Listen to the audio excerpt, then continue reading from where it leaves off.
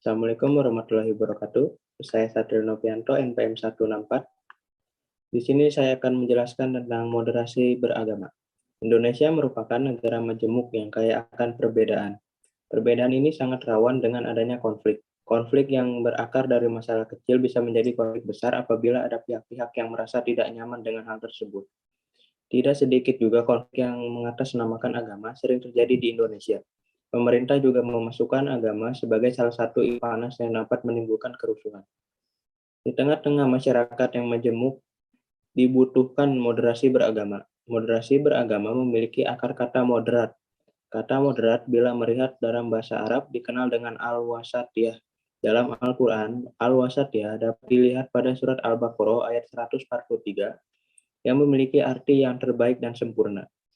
Hasyim Kamali, seorang dosen hukum Islam, mengatakan bahwa moderat bukan berarti kita kompromi dengan prinsip-prinsip pokok ajaran agama yang diyakini demi bersikap toleran kepada umat agama lain. Dalam ajaran Islam, moderasi atau moderat merupakan ajaran inti dari agama Islam. Islam moderat adalah paham keagamaan yang sangat relevan dalam konteks keberagaman atau kemajemukan masyarakat dalam segala aspek, baik agama, adat istiadat, suku, dan bangsa itu sendiri. Sebagai umat yang beragama Islam, harus paham karakteristik dan tujuan dari ajaran agama Islam sebagai rahmat bagi semesta alam. Salah satu di antara ulama yang banyak menguraikan tentang moderasi adalah Yusuf al-Qaradawi.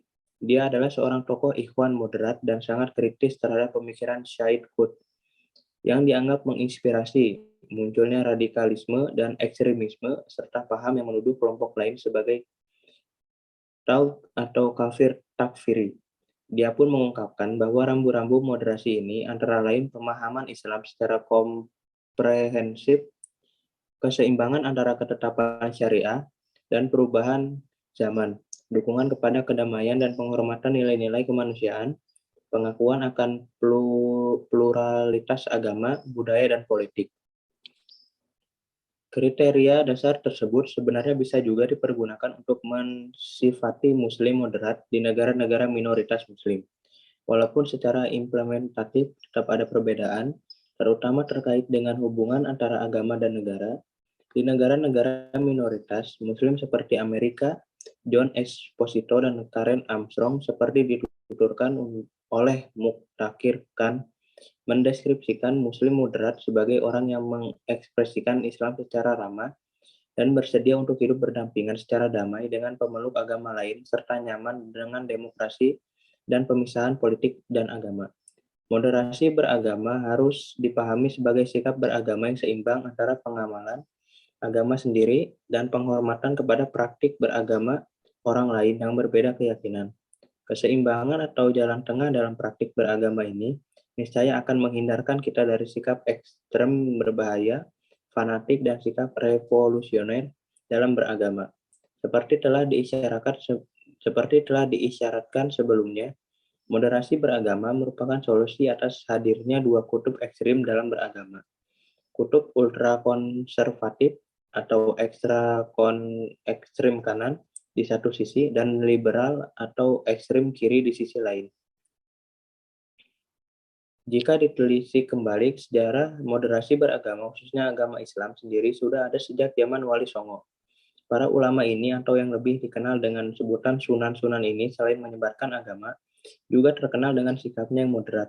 Beberapa sunan ketika hendak mengajarkan agama Islam di Pulau Jawa, mengetahui bagaimana kondisi di pulau ini yang sebelum kedatangan mereka di Pulau Jawa sudah ada agama-agama pendahulu seperti Hindu dan Buddha. Dari adanya agama pendahulu, khususnya Sunan Kudus, yang mana beliau fokus menyebarkan agama di Jawa bagian tengah dan barat ini, pandai dalam menguatkan narasi, di mana ketika beliau akan menyebarkan agama di Jawa bagian tengah dan barat di sana, terdapat agama Hindu yang sangat menghormati hewan sapi, yang mereka anggap sebagai Tuhan. Selain Sunan Kudus, ada juga Sunan Kalijaga, yang mana proses moderat beliau mengkulturasikan agama Islam dengan kebudayaan sekitar. Sunan Kalijaga menggunakan media seni dan kebudayaan sebagai sarana penyebaran agama Islam. Dari akulturasi ini menghasilkan beberapa lagu yang menunjukkan bahwa di agama Islam terdapat banyak perdamaian. Selain dari lagu Sunan Jaga, juga melakukan penyebaran agama Islam menggunakan media wayang sebagai sarana penyebaran.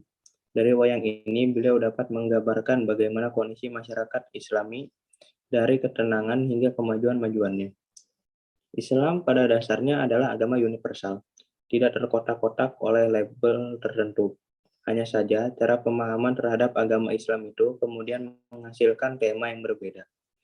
Terima atau tidak, itulah fakta yang ada dewasa